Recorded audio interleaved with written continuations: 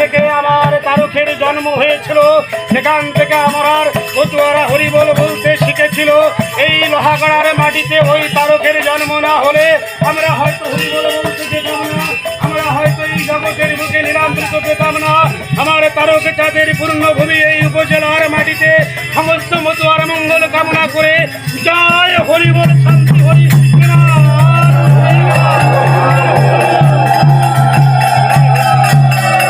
অতীতের একজন মতুয়া প্রচার সম্পাদক, নড়াইল জেলা শাখা অসীম দা আমাকে কাতর কণ্ঠে বলেছে, দাদা বড় ব্যথা, যা হালদা তুমি যাচ্ছ, কিন্তু আমার মনে অনেক ভালোবাসা আবেগ জন্মেছে, আমি যেতে পারছি না, আমার বড় কষ্ট লাগছে দাদা।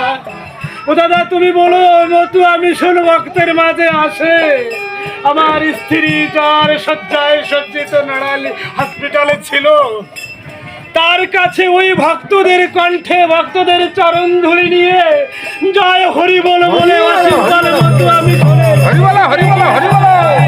এই আশীর্বাদ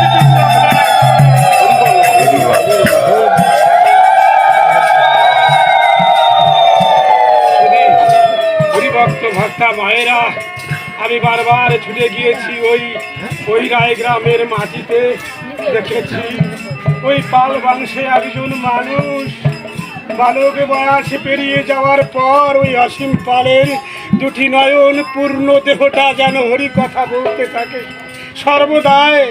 তাই তো আমি আপনাদের কাছে করজোড়ে মিনতি করছি, আমার গুরুচাঁদ ঠাকুরের আদর্শ মহিমা প্রচার করতে ওই নড়াইল জেলার এ প্রান্ত থেকে ও প্রান্ত, কখনো ওড়াকান্দিতে গিয়ে গুরুচাঁদ ঠাকুরের চরণধুলি, ভক্তের চরণধুলি নিয়ে এই জগতের বুকে যেন হরিবল বলতে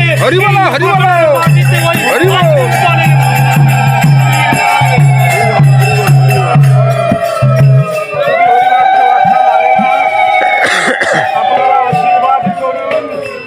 তোটা পাখি অশ্বিনী, আমার গুরুচাঁদ ঠাকুরের অশ্বিনী, আমার হরিচাঁদ ঠাকুরের অশ্বিনী, যে মা, যে সরকার অধিমাতৃভূমি তার গর্ভে জন্মগ্রহণ করে ওই লক্ষ্মী ভাষা মায়ের চরণে প্রণাম করে, এই মন্দিরে প্রণাম করে আমার মতুয়া কীর্তন দল এগিয়ে যাবে কীর্তনে।